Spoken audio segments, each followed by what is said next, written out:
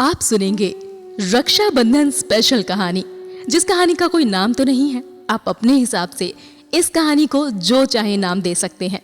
मैंने इसे नाम दिया है रक्षाबंधन स्पेशल कहानी। रक्षाबंधन का त्योहार हम सभी जानते हैं कि भाई और बहन के बीच के बंधन को मजबूत करने का पर्व है।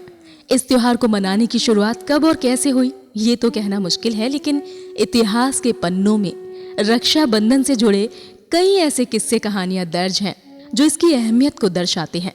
इन्हीं में से एक कहानी है हुमायूं और रानी कर्णवती की।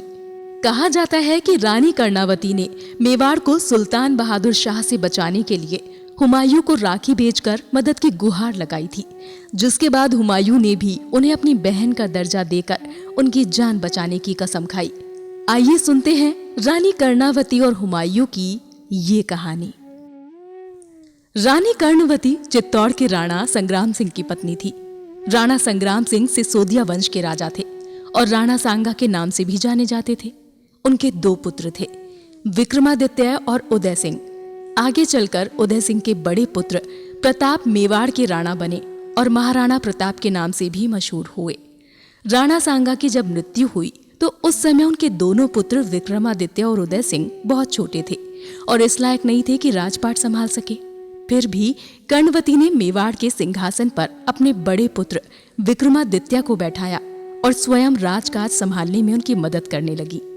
इसी बीच गुजरात के बहादुर शाह ने मेवाड़ पर कब्जा करने के लिए उस ओर कूच कर दिया। रानी कर्णवती को जब ये समाचार मिला तो वो बेहद चिंतित हो गई। उन्होंने मदद के लिए राजपूत राजाओं से मदद मांगी, लेकिन उन लोगों ने कई शर्तें लगा दी। कर्णवती इससे सोच में पड़ गई। रानी ने काफी सोच विचार किया और फिर मुगल सम्राट हुमायूं को राखी भेजकर उनसे मदद मांगने का निश्चय किया। रानी कर्णवती के इस निर्णय को जब उनके दरबारियों ने सुना तो वो हैरान रह गए। इसके 2 कारण थे। पहला ये कि हुमायूं मुस्लिम था, इसीलिए उन्हें संदेह था कि एक मुस्लिम के विरुद्ध हुमायूं एक हिंदू रानी की मदद क्यों करेगा, और दूसरा ये कि हुमायूं मुगल वंश के संस्थापक बाबर का पुत्र था। बाबर और राणा सांगा के बीच खानवा में जबरदस्त युद्ध हो चुका था। उस युद्ध में घायल होने की वजह से ही राणा सांगा की मृत्यु भी हुई थी। इसीलिए रानी के किसी भी दरबारी को ये उम्मीद नहीं थी कि हुमायूं अपने पिता के शत्रु की पत्नी यानी रानी कर्णवती की मदद करेगा। लेकिन रानी कर्णवती अपने निश्चय पर अडिग रही। वे बोली, हुमायूं भले ही मुस्लिम हैं, पर वे भारतवर्ष के एक बड़े सुल्तान हैं। मुझे पूरा यकीन है कि वे रिश्तों की अहमियत समझते होंगे और मेरी राखी की लाज रखेंगे। कर्णवती की राखी लेकर जब पत्रवाहक दिल्ली पहुंचा तो उसे पता चला कि हुमायूं इस समय ग्वालियर में है। हुमायूं ने उस वक्त ग्वालियर में अपना पड़ाव डाल रखा था और वो बंगाल पर आक्रमण की तैयारी कर रहा था। पत्रवाहक ने ये जानकर अपना घोड़ा मोड़ दिया और ग्वालियर जा पहुंचा। रानी कर्णवती की राखी और उसका पत्र देखकर हुमायूं को आश्चर्य मिश्रित प्रसन्नता हुई।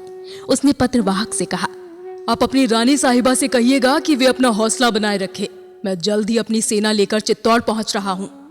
हालांकि हुमायूं तक कर्णवती का संदेश पहुंचाने में काफी समय व्यतीत हो चुका था, लेकिन फिर भी हुमायूं ने अपना एक हरकारा दिल्ली की ओर दौड़ा दिया, जिससे वहां पर सेना तैयार हो सके। उसके बाद उसने दिल्ली की ओर कूच किया।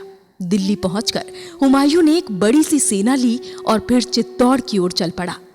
लेकिन हुमायूं के चित्तौड़ पहुंचने से पहले ही गुजरात का शासक बहादुर शाह चित्तौड़ जा पहुंचा।